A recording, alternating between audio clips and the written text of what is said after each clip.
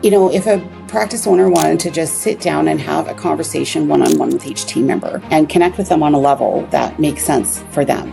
Why are you here at my practice? Why do you want to be here, or do you want to be here? What makes you feel successful? Getting to understand those things helps you understand just the people that you have surrounded yourself with. Hello, everybody, and welcome to another episode of the Raving Patients Podcast. As you know, I'm your host, Dr. Len Tao. I hope everybody's having a wonderful day whenever they're listening or watching this episode on YouTube or podcast networks. I always like to thank both of my sponsors. My first sponsor is Dental Intelligence, and I would like to welcome a new sponsor called CallRail, and they will help you track some of your marketing campaigns using tracking numbers so you can listen to their commercial. This is their first episode that they are recording. The doc sites are no longer sponsoring my podcast, but I still highly recommend them as a website company. So again, thank you to both the Dental Intelligence and CallRail for their support. I also want to remind everybody about my event, Supercharge Your Dental Practice, in just over 3 months' time in South Florida, September 26th and 27th. You can go to superchargeyourdentalpractice.com to learn more about this amazing event. We've got a couple hundred people expected, a couple hundred dentists expected this event. It's at Pier 66, a resort 5 miles from the airport. Again, you can go to superchargeyourdentalpractice.com, see the amazing 13 speakers we have, and also you can use the code RAVING, RAVING, to register and save $100 on your registration. So today's episode, I'm excited to talk to Bianca Dornan from Practices Made Perfect. Bianca is the founder of Practices Made Perfect, a dental consulting firm that believes that dental office success lies in its employees. With decades of experience in the industry, Bianca has become an expert in understanding the challenges faced by practitioners and finding practical solutions to their daily struggles. Her unique blend of education and practical experience allows her to see the big picture and think outside the box, making her a valuable asset to her clients. Bianca's hands-on in-office approach, time and again, proven to be the right method for ensuring sustainable, positive growth and change in the dental offices. She is known for her engaging and down-to-earth approach, focusing on helping teams find solutions and reach goals that carry their practice for years. Bianca has experience working with teams from downtown Toronto to small one-dentist towns, meeting needs of all the demographics. Bianca currently resides in rural Ontario with her husband, 2 children, and her dog, Sophia. If you're looking to take your practice to the next level, Bianca and her team at Practices Made Perfect can help you get there. So please welcome to the Raving Patients Podcast, Bianca Dornan. Bianca, thank you so much for joining me today. Thank you so much for having me, Len. I've known you for a few years now, and I think this is a great opportunity for us we're always doing business, but, just to sit down and have a chat. It's lovely. Yeah, and Bianca is a big referral to Bird Eye. I work with a lot of her clients, and I've heard nothing but positive experiences from her clients. So if you're interested in potentially bringing on a new coach or consultant, I want you to listen up and hear what Bianca has to say, because I think she's a true expert in her space. So Bianca, I know I read your bio. Just to begin with, which I like all of my guests to talk about, is kind of tell the listeners and viewers kind of how you help practices, what your main goals are, why you go into practices, who's a perfect candidate for your services. Okay. So I've been in the dental space for 24 years now. I am older than I look, probably. But the reason that I love going into offices is because when I first got into dentistry, I came from the corporate world, and things operated just so differently. I got into dentistry, and the culture was broken. People were crying every day. Dentist wasn't happy. Patients weren't happy, and that leads into the downfall of clinical care. Like the wrong tooth would be root canaled, or the wrong, treatment plan would be rolled out. And I just thought to myself, at that young age, that you can't go through life being unhappy every day with what you do. That's not sustainable. That's going to manifest into physical, ailments. Is that why we're here on earth? I don't think so. So I set out at that time to really make a difference in the happiness and joy that happens in the dental space at work. I go into offices and I will do what I call a full rehab if needed. And we look at everything from A to Z in the practice and make sure that we have a perfect balance of happy team, happy business, happy patients. That's kind of how my team and I operate when we're looking at implementing solutions to things or finding options for different services that a practice might need. We always look at that diagram and go, okay, do we have that balance between happy business, happy team, and happy patients? And I started my business in 2012. I didn't plan to travel. I now take about 100 flights a year. Last year, I was 263 nights in a hotel. But I'm fortunate and so blessed that, my clients from all over the place will bring me into their offices, and we have long-term contracts. So we do nice, slow, steady change at a pace that the team can handle. And of course, we get amazing results. Well, that's great. It's great. Like I said, all the clients that we have mutually have all been thrilled with the results they've gotten, which is part of the reason why I wanted you on the podcast, because obviously, I hate to say it, but the dental consultant coaches are a dime a dozen. There's so many of them.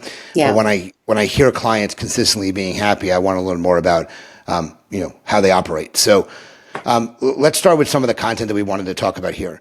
So first of all, I think one of the reasons practices are really successful and the ones that really can take their practice to the next level is when the culture in the practice is really good. Mm-hmm. I obviously teach reputation to practices, and I always say the best practices when it comes to reputation are ones where they create this reputation culture. One where everybody knows that, patients are viewing them or watching them and are going to report them at the end of the day by filling out reviews. Mm-hmm. So you've got to be on your best damn behavior when you have a patient in the office. Once everybody recognizes that, the reputation really is a big focus of the practice. So I'm curious, your thoughts on, why culture is important. What are some ways to improve the culture? What are some things that, that you've seen that have poor culture, or what brings on a poor culture in a practice? Mm-hmm. So for me, the importance of culture is just making sure that we are doing things for the right reason. We are happy. We care about what we're doing. My team needs to show up and want to be there. If they don't want to be there, how can we expect them to be excellent performers? I think that the mistake with culture is that in the dental space specifically, there's not a lot of private practice owners that understand the value of it. And it's hard, I think, for them to find a way to make that a tangible benefit to the growth of their business.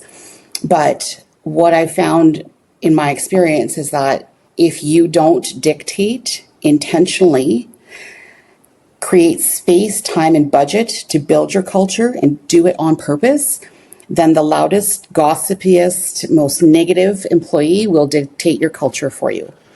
And that's typically what tends to bring, a team down.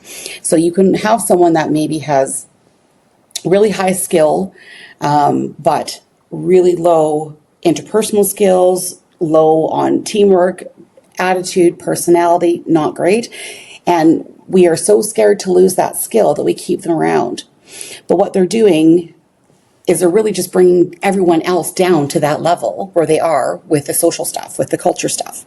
And when that happens, nobody's happy in the office. Everyone's performance kind of goes down. So I would actually rather take someone that had less skill, but higher on the social culture teamwork ratio. And I would rather work with them 10 times out of 10 because I know that I can teach skill. I can't teach their personality. I can't teach their attitude.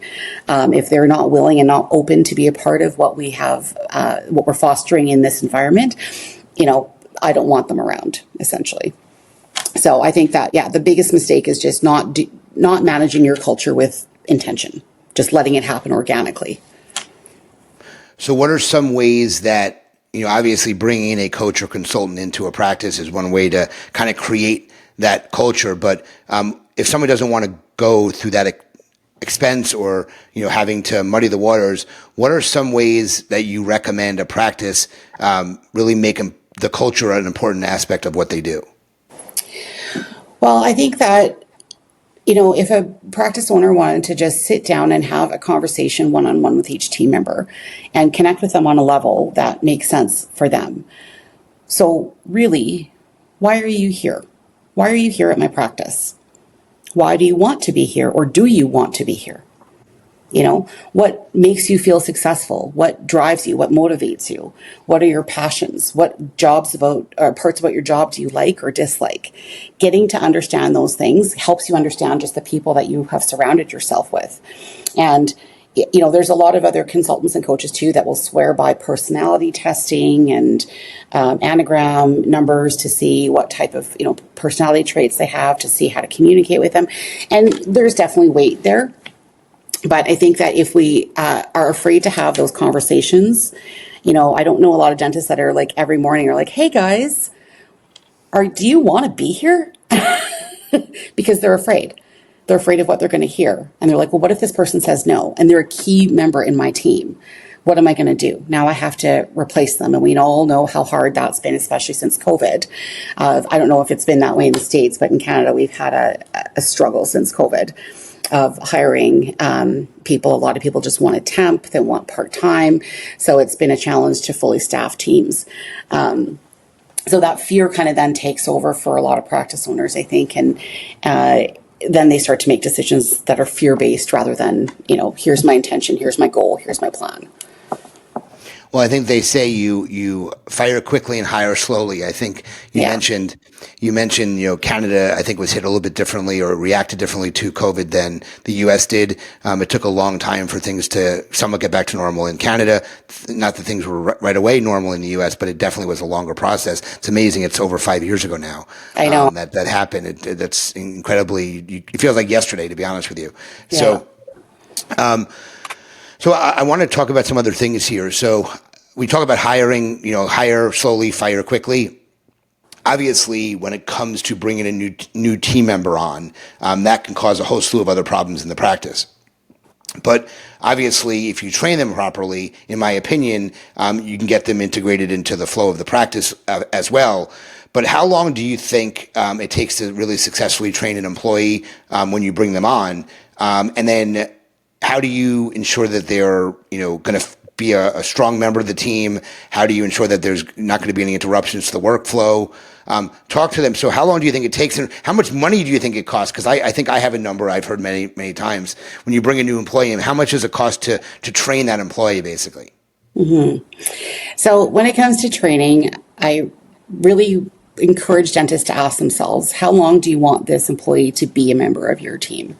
If you say 5 years, you're hoping to get 5 years from them, or 10 years, then you should be training for 5 years, or you should be training for 10 years. So what I'm saying is training never stops. I really believe that the people that we surround ourselves with, if we choose them carefully and we have a healthy culture, that they're going to want to continue to grow. Right? Because that's, I want to continue to grow. I'm not going to bring someone on my team that doesn't have those same values and missions and visions and, goals for themselves. I want to surround myself with people that continue to want to grow. If that's the case, then that means we have to keep stimulating, challenging, and training them so that they can be happy and feel fulfilled in the roles that we put them in.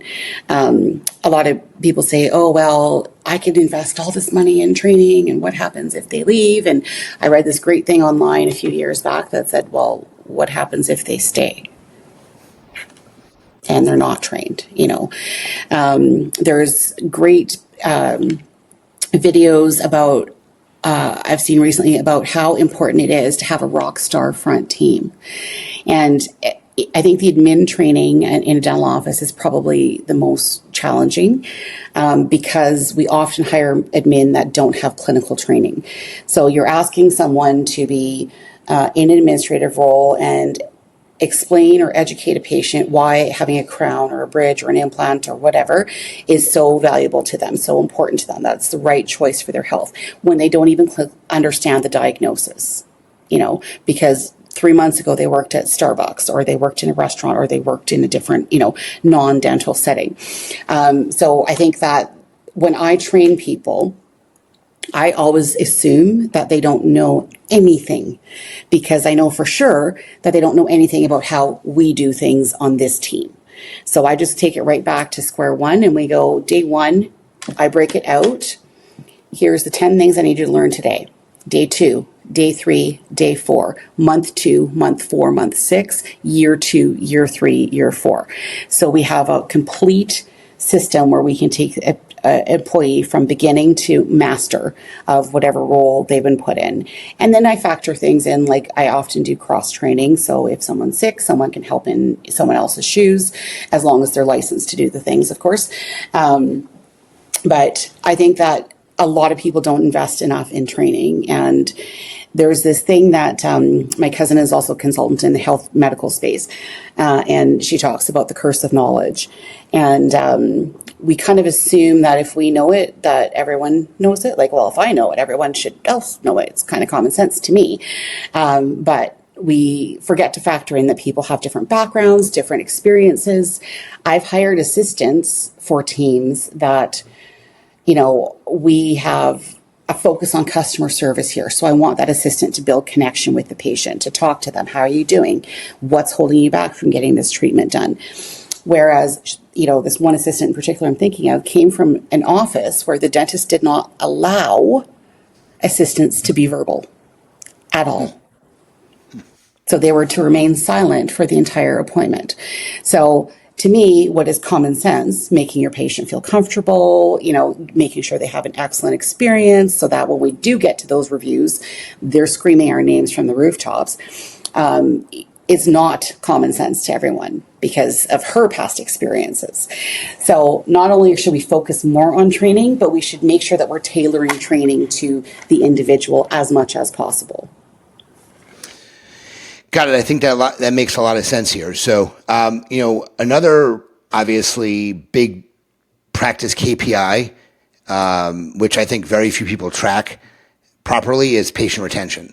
Mm-hmm. And, if I ask a dentist when I talk to them, tell me how many patients per day do you see? They know. How many new patients a month do you get? They know that. But when I ask them, well, how about the back door? How many patients are actually leaving the practice? And are you not retaining them? Because obviously it's cheaper to retain a patient than it is to bring in a new patient. Yeah. The cost is simply significantly. So it's significantly different in cost there. So I'm curious from your perspective why you think patient retention obviously is super important, and what are some ways that they can ensure that patient attendance or patient retention, is important, or how do they ensure it's at the top? One of the big KPIs they pay attention to, I think, would be a better way to ask that question. Mm-hmm, mm-hmm. So yeah, that's something I definitely, in my KPI stats I do with clients, we look at every single month and we have a discussion about it. And not only do I say how many patients did we lose, but we also have a discussion about why did we lose them. I think that's the best opportunity for growth and development and learning. So if I know that I upset someone in a certain way, then I can make a decision about my behavior and my contribution to that and go, do I need to change this in my team? Do we need to change how we confirm appointments or discuss treatment or fill the schedule? Like whatever, came out of that conversation. Patient retention is so critical because I feel in my heart that if we go through the effort to do marketing and advertising, we have a beautiful website and we've got wonderful reviews and, patients are reading about us online and they're like, this is the office for me. They come in and we drop the ball in some way and they decide to leave and not come back. Then I feel like they have paid us for something that they did not actually get. We did not meet their needs. A lot of dentists, when they call me, they're like, oh, my schedule's empty. They're panicked about, covering overhead costs and this and that. And they're like, can you help me with my marketing? And when I look into things, 9.9 times out of 10, I'll go, you have millions of dollars of treatment sitting in your treatment plans. The real question is not, do I need new patients? Is why did these patients say no or not get the treatment completed? So if you can't take care of these patients, don't bother getting new ones in because you're lighting your money on fire paying for marketing. If they're going to come in and it's a revolving door, they're going to have one or two experiences and leave after a year. It costs, I don't know what the American stat is, but it's about $1,000 to get a new patient in the door when everything's said and done, with all the different mediums of marketing and advertising that we're doing. So I would rather take that $1,000 per patient and invest it back in the office and the patient. So figure out, first of all, where we're missing our mark. How come these patients are not accepting treatment plans? We all think that we're great educators and we're great communicators, and I showed them on the camera and I have an iTarot and I have, all these different tools and things in my office to help me get treatment plans accepted and patient education. But at the end of the day, the numbers don't lie. If you look at that information, you have to ask yourself the question, why did I lose 20 patients? I think also making sure that you're monitoring appropriate and correct growth in your practice, because a lot of people are like, we got 80 new patients this month or 50 new patients this month. We're doing great. But if 99 left, then you're actually shrinking. Your business is shrinking. I think that with the patient retention, we have to start getting creative because, as we all know, dentistry is getting so much more competitive. There is literally a dentist on every corner. In some cities, there's 5 in the same building. So we have to make sure that if we're not doing the things that are keeping the patients happy, we understand wholly and completely that they're just going to go to someone that will take care of them, that will meet their needs. So the best way to retain your patients is understanding what their needs and wants are. Making sure you have a team that is willing to have those conversations and build that connection with patients. At the end of the day, I'm a human and you're a human, and we can't forget that. I often hear, someone will come to the front desk and say, is my root canal here? And I'm like, hey, that root canal is a body and a human being. That's Mrs. Smith, and she's nervous today. You got to make sure that you're being kind to her. She's not just a root canal. That could be a major trauma for Mrs. Smith. Whereas because we do root canals all day, every day, it's a part of our normal, right? So building the connection with patients is critical, but also making sure that information is working for you. So have a system and protocol in your office to go, how do we build connection with patients? Who's responsible for it? Where do we track it in our practice management software or notes or whatever tools we have at our disposal? And then how do we, at the end of the month or quarter, use that information to benefit us and our patient care that we're giving? So who's gathering it? Are we going, I was able to try this out with 10 patients and 8 of them liked it, 2 of them didn't. So did anyone else try that out with their patients? What can we do with that information now? Is that something we want to make a static system and protocol in our office, or is that something that's not working? It's not serving us well in this demographic. So let's move on to, other ideas. I think the other thing too that people, practice owners kind of fall short on is they'll ask the experts, about things. And there's absolutely nothing wrong with that because I'm a consultant, so please still keep calling me. But when I go in and I work with teams, I empower the teams to also be a part of the solution. So if we're hiring intelligent people that want to be here, that are engaged and committed and passionate about what they do, that are of like-mindedness, we can absolutely put out to them, what do you guys think a patient wants? Because sometimes when the doctor leaves the room, the patient opens up to the hygienist or the assistant or the receptionist at the end of the appointment. And we have so much more information. But if we never sit down and go, what's your experience? What's your experience? What do you think? What have you seen work in the past? Then it kind of becomes the boss wants me to do this, so we're doing it. And I would much rather have, we came up with this as a team. We're excited about it. We're going to put it in play. And then we're going to, of course, use those KPIs and metrics to measure our success at the end of it. That makes a lot of sense. No, I think you bring a different perspective to things. So obviously we talked about, or I mentioned that, hiring employees is a harder process than it's ever been. Finding someone who's a good fit, making sure that they've got all the check boxes next to their name, so that they will obviously be an additive to the practice and not a negative to the practice. So what are some ways that a practice should go about choosing that right team member? Do you recommend multiple interviews? Do you recommend multiple people taking involved in that conversation versus the dentist just hiring? I know when I was the owner, I didn't hire the first person I saw. But obviously, sometimes we get overly excited that we don't think we're going to find that right person. Sometimes we hire prematurely. So, what are some ways that you think somebody should choose members of the team when they have to replace somebody? That's a good question, actually. And there's no one simple answer, because it really, going back to our original conversation, it really goes back to the culture of the office. So what kind of office do you have? What's the management style? What's the leadership style? Making sure that those things are clearly defined are critical to building that dream team that you're looking for.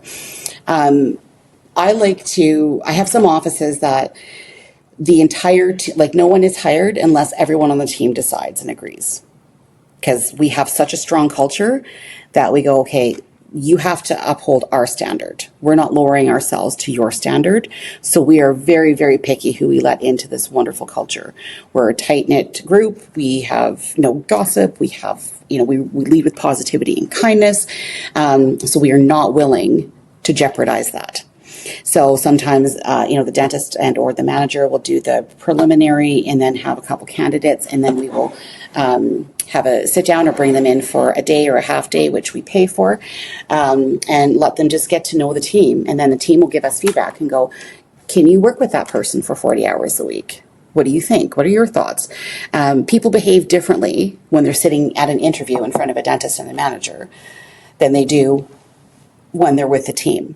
They'll ask different questions even, sometimes, and I've had this experience where they will sit in the official interview and they'll, say all the things that they think we want to hear because everyone's on their best behavior, and they'll go through these are my strengths, these are my weaknesses, and then they'll go out to the team, spend the afternoon with them, and then we see the real personality traits come out, where they start gossiping, or they're like, oh, well, what about this? I need lunch. I need lunch. I need lunch. I need lunch. And the only thing they're focused on is lunch, not being a part of the team, not the patient care, not the things that we value, right? Lunch is important. And I'm not saying that, there's someone that shouldn't have a lunch break during the day. We absolutely, our labor laws dictate that. But if that's what the focus is, then I know that we don't have a shared set of values, and that's going to be a hard relationship to move forward. So we will go through processes where we actually go, what personality traits are we looking for in someone? Okay, before we even place the ad or we post the position online, we'll go, what personality and traits and characteristics are we looking for in someone? Okay, because that's always number one for us. Then we'll look at it and go, now what skills do they need to have? Do they have to hold certain licenses or certificates or, whatever? And then we'll kind of go, okay, so this is the type of person that we're looking for, and these are the skills that they have to possess. And then we can build the initial ad from there. But then we can also have a really clear understanding of, if we weight those things and go, okay, number one has to be communication skills and personality. Number two has to be, energy and enthusiasm and positivity. Number three has to be maturity and being able to work independently. And when I meet someone, I have then the ability to go, okay, they're high in this area, low in this area, high in this area, low in this area. And it's a lot easier to make a decision rather than, like you were saying, oh, I'm excited about this person. They seem great. And when I ask people, well, what makes them seem great? I don't know. They just seem great. I'm like, okay, but we have to put, if we want to build with intention a proper team that's going to meet all the needs of our perfect balance of happy business, happy patient, happy team, we got to do it with intention. We got to do it more carefully than that. And that allows us to hire slow, fire fast. Got it. So, Bianca, I know we talked about before we recorded that you have an event that you wanted to talk about. So can you just spend a minute or two just telling people about the event, where it is, the dates, and really what the focus of the event is? For sure. So we have our annual event. It's held in Kananaskis, Alberta, Canada. So there's a wonderful property that is nestled in the mountains. There's literally nothing else around it. There is a little ski hill just around the corner up the road. But we're not by any major centers. At night, you see nothing but stars. Often there's, bear warnings if you're hiking in the nearby hills. We do 2 full days of CE. The property also has a Nordic spa. So a group of us every year will go out there for the 2 days and really have the chance to connect. The resort has these wonderful, beautiful campfires burning 24/7. After our day of learning, we'll go and sit by the fire and do fireside chats and really be able to connect. And I think the most wonderful aspect of it, from my perspective, is hearing people talk to one another and go, oh, I have that problem. That's happened to me. That was a big struggle for me a few years ago, because I think that dentistry has become so competitive and we are so pinned against one another that you often feel like when you're struggling, especially, that you're alone, And when people bring me or my team into their practice, they go, does anyone else have this problem? And I'm like, of course, everyone has this problem. We're all essentially doing the same thing. But we forget and we feel like we're operating as an island and no one is going to understand our struggles, or we don't have resources to figure out how to get past those struggles.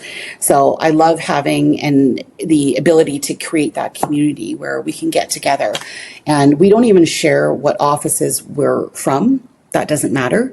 We don't even have to use names if people don't feel safe, but we are able to say, that is a huge problem for me in my practice, and this is what I did. This is what I tried. And people go, oh, wow, okay, I'm not alone in this. I'm not the worst business owner that ever lived.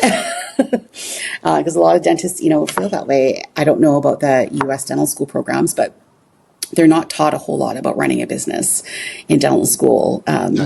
Yeah. Maybe a chapter, maybe a pizza lunch and learn. Someone will come in and talk about it for an hour or two. But, and then you have to get out and run a multi-million-dollar business. That's one of the reasons that we started this retreat, is we wanted to make sure that the people in our immediate community had resources to go to that were relevant to them. There's so many amazing courses in the States, and I've gone down to many of them in my years as well. The challenge with some of them, though, is, people come back and the team comes back, they're excited and they're revved up, and you Americans have a lot of energy in everything you do, and we feed on that. We love that. But, they'll talk about different things. Oh, I learned this at this course. And I'm like, actually, that's illegal in Canada. You can't use that information.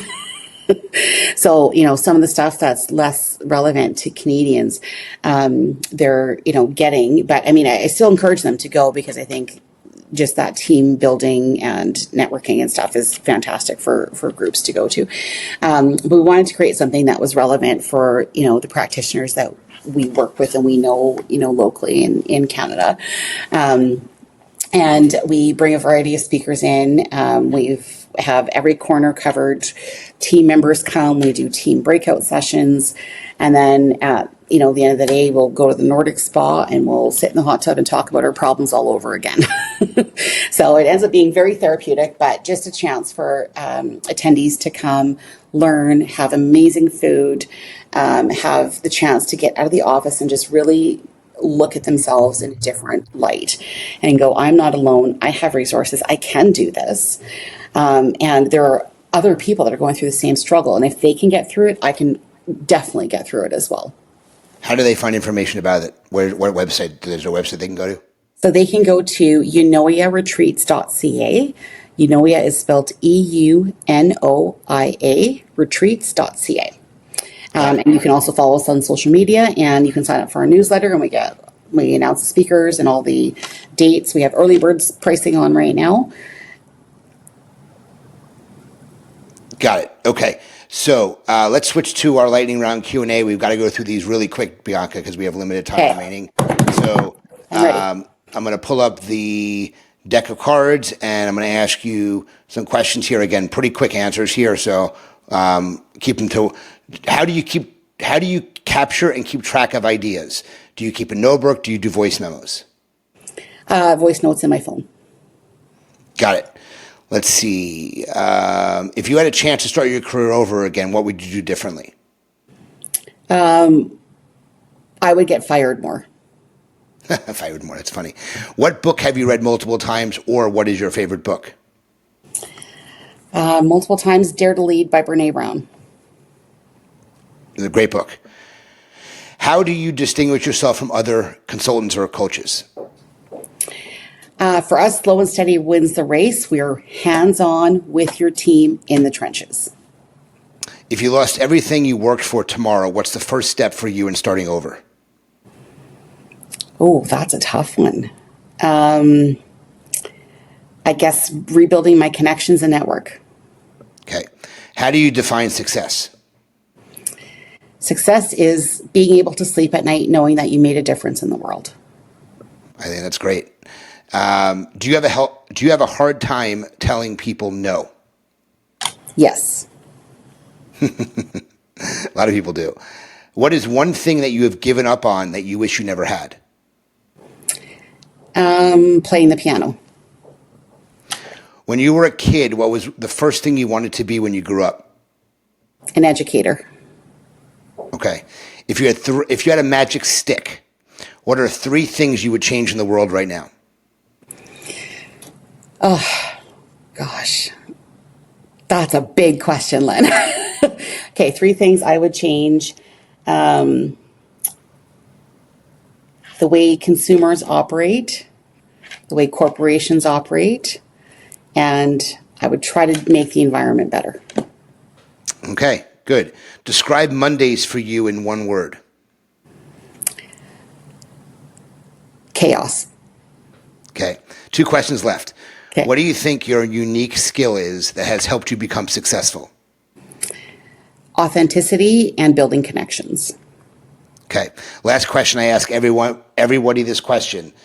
What is one subscription, either business or personal subscription, something you pay for on a monthly basis or an annual basis, that you could never give up? One subscription that you could never give up. Apple iTunes. Hey, nothing wrong with that. So Bianca, if people are listening to this and they want to find out more how you can help their practice, can you provide your contact information so they can learn more or reach out to you if they're interested in learning more? For sure. So my website is practicesmadeperfect.ca. You can email me at bianca@practicesmadeperfect.ca. And you can also reach out to me via text 647-928-7924. Perfect. Great. So this was great. I love the content, Bianca. Thank you so much for being part of the Raving Patients podcast. If the listeners or viewers really enjoyed it as well, please reach out to Bianca to find more about how she can assist your practice. She gives 2 thumbs up from me on a consultant perspective. Like I said, everybody that I talk to loves what she does, and they get huge results with her. So definitely reach out if you have interest in learning more about what you can do for your practice. I want to again thank the sponsors, both Dental Intelligence and CallRail, for their support. Remind everybody about my event, Supercharge Your Dental Practice, September 26th and 27th in Fort Lauderdale, Florida. You can go to superchargeyourdentalpractice.com to learn more and see all the amazing speakers that are at the event. And as I end every single one of my episodes, remember, your reputation matters. Until the next episode, Bianca, thank you so much for joining me today, and we'll talk to everyone soon. Okay. Have a good day.